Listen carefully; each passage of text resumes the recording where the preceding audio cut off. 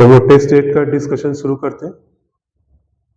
इसमें जो सबसे पहला क्वेश्चन जो दिया गया है, बैंकों द्वारा बुरे ऋणों को प्राय बट्टे में डाल दिया था, यानी कि राइट ऑफ कर दिया था। निम्नलिखित में से कौन कौन से उसके उद्देश्य हैं? इसमें 3 पॉइंट दिए गए। सबसे पहला तुलन पत्र को सही करना, कर कुशलता को प्राप्त करना, और तीसरा है लाभ अंतर को बढ़ाना।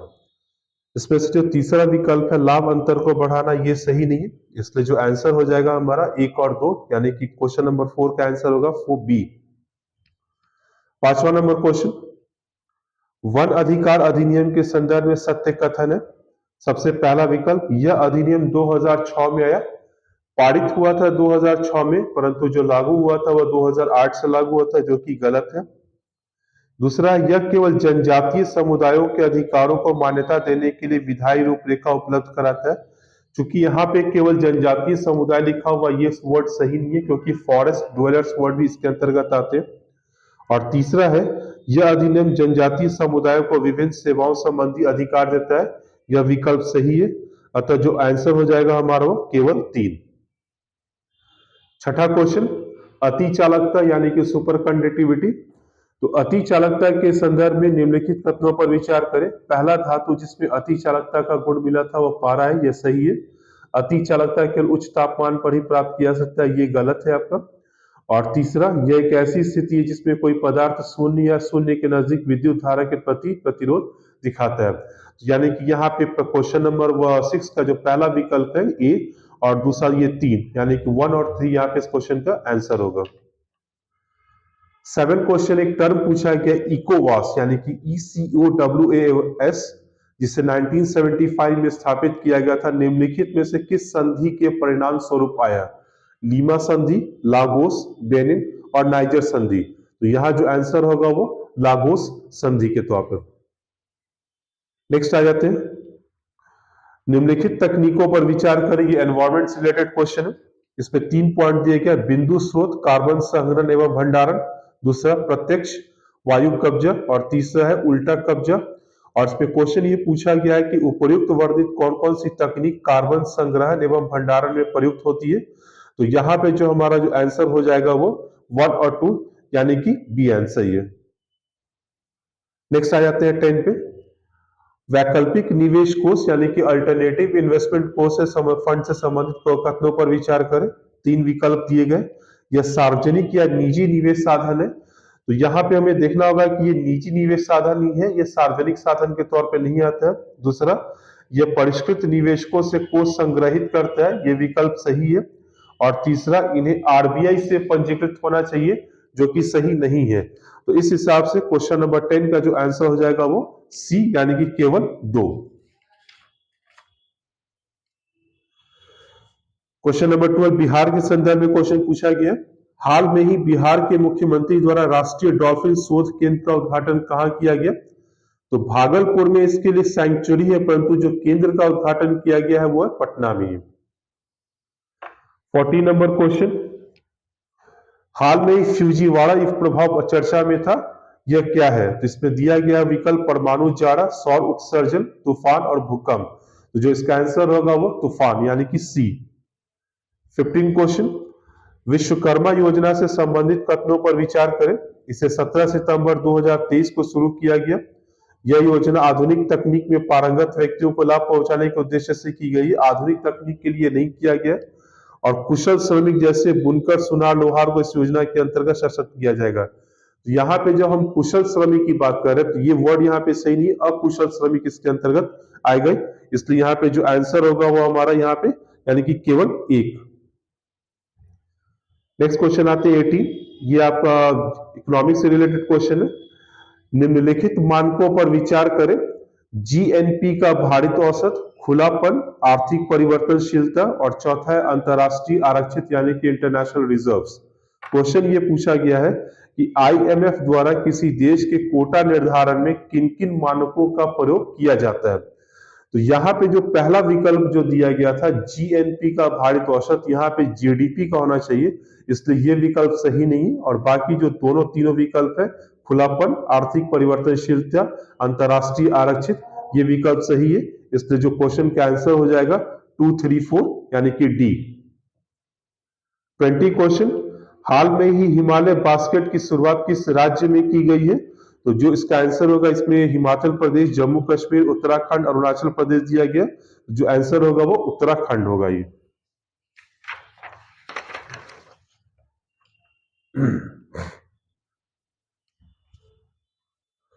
23 क्वेश्चन, हाल में ही T+0 सेटलमेंट चर्चा में था, इसका संबंध किससे है?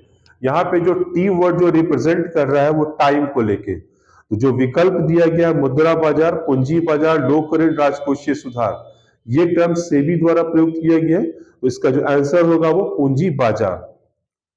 24 क्वेश्चन जो पॉलिटी से रिलेटेड है, निम्नलिखित कथनों पर विचार कीजिए।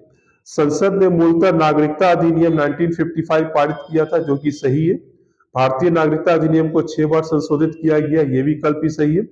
और नवीनतम संशोधित नागरिकता अधिनियम को 10 जनवरी 2020 को अधिसूचित किया गया, यह विकल्प भी सही है। अतः जो आंसर होगा वो सभी। 25 क्वेश्चन, निम्नलिखित पर विचार करें। लेड एसिड बैटरी, अल्युमिनियम केन और कृत्रिम घास का मैदान। और क्वेश्चन ये पूछा गया है कि उपर्युक्त वर्णित कौन सा चक्रीय अर्थव्यवस्था के उदाहरण है? जब हम चक्रीय अर्थव्यवस्था यानी कि सर्कुलर इकोनॉमी की बात करते हैं, तो यह एक रिसाइकल बेस्ड कंसेप्ट पर आधारित होती है। यानी कि कौन कौन से ऐसे प्रोडक्ट है जिनको हम रिसाइकल करके फिर से उपयोग ला सकते हैं। इसलिए यहाँ पे जो आंसर हो जाएगा वो सभी। 26 क्वेश्चन, क्रिटिकल मिनरल्स के बारे में, जिनका इंपॉर्टेंस इलेक्ट्रॉनिक सेक्टर में बहुत ज्यादा है।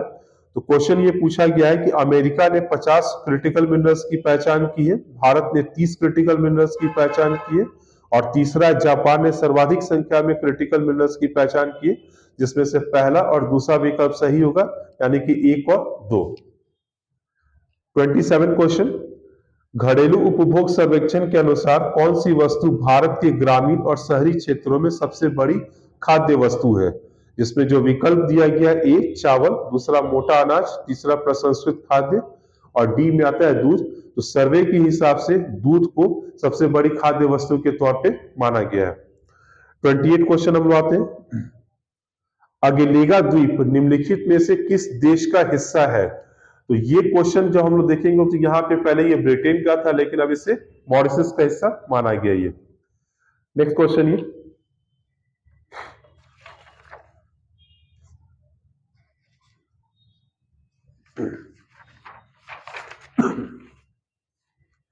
55 क्वेश्चन, बारिसाल षड्यंत्र मुकदमा के संदर्भ में निम्नलिखित कथनों पर विचार करें। तो सबसे पहला विकल्प है, यह 44 बंगालियों पर चलाया गया मुकदमा था। दूसरा, सभी अभियुक्तों पर ब्रिटिश शासन के विरुद्ध विद्रोह भड़काने का आरोप लगाया गया। और तीसरा विकल्प है, सभी अभियुक्तों को मृत्यु दंड दिया गया। इस मुकदमे में जो केस चलाया गया था 44 बंगालियों पर ही चलाया गया था, शासन के विरुद्ध अपराध करने का आरोप लगाया गया था, परंतु सभी अभियुक्तों को मृत्यु दंड नहीं दिया गया था। इसलिए जो इसका आंसर हो जाएगा वो 1 और 2। 57 क्वेश्चन, निम्नलिखित युग्मों पर विचार करें। पहला, वॉरेन हेस्टिंग्स बंगाल का प्रथम गवर्नर जनरल, सही है। दूसरा, विलियम बेंटिंक भारत का प्रथम गवर्नर जनरल। उसका तीसरा, लॉर्ड माउंटबेटन स्वतंत्र भारत के अंतिम गवर्नर जनरल।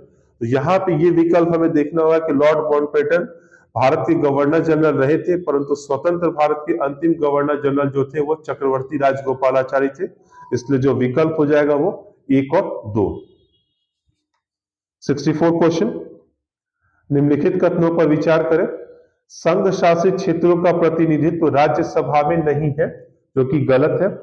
संविधान के अनुसार संसद लोकसभा और राज्यसभा से बनती है, ये विकल्प भी गलत है, क्योंकि संसद राष्ट्रपति, लोकसभा और राज्यसभा से मिलकर बनती है। और तीसरा, संविधान के अनुसार राज्य अविनाशी है, ये विकल्प भी गलत है, क्योंकि संसद को यह अधिकार होता है कि वह राज्यों की सीमा में परिवर्तन कर दे या उनके नाम में परिवर्तन कर दे। इसलिए जो आंसर हो जाएगा हमारा, इनमें से कोई नहीं है। 66 क्वेश्चन, यहाँ पे कथन पूछा गया है और ये बोला गया कि कौन सा कथन असत्य है। भारतीय संसद प्रभुत्व संपन्न है, यही विकल्प गलत है, क्योंकि भारतीय संसद प्रभुत्व संपन्न इसलिए नहीं है क्योंकि संसद द्वारा बनाए गए कानून न्यायिक समीक्षा के दायरे में आते हैं, परंतु संविधान प्रभुत्व संपन्न है। 62 नंबर क्वेश्चन, हाल में ही भारत ने EFTA के साथ व्यापार संधि की है, इनमें से कौन सा देश EFTA का हिस्सा नहीं है? तो यहाँ पे हम विकल्प देखेंगे आइसलैंड, लिechtenstein, डेनमार्क और डी स्विट्जरलैंड। तो जो डेनमार्क यहाँ पे होगा वो ईएफटीए का हिस्सा नहीं आता है।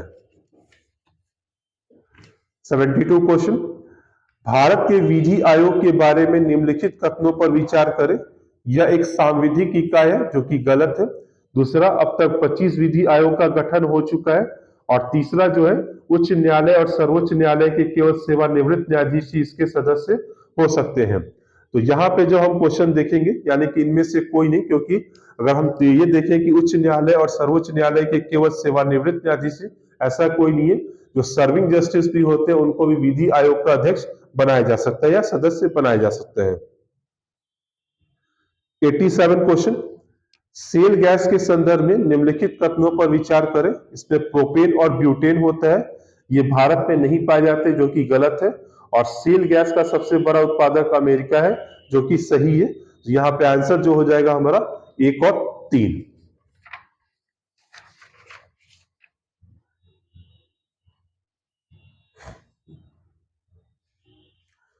96 क्वेश्चन, निम्नलिखित कथनों पर विचार करें। क्यूबा को विश्व का चीनी कटोरा कहा जाता है, सही है। थाईलैंड को विश्व का चावल का कटोरा कहा जाता है, ये भी सही है। और पोर्टगढ़ को भारत का सेब का कटोरा कहा जाता है, ये भी विकल्प हमारा सही है। इसलिए जो आंसर हो जाएगा वो हमारा डी, यानी कि सभी।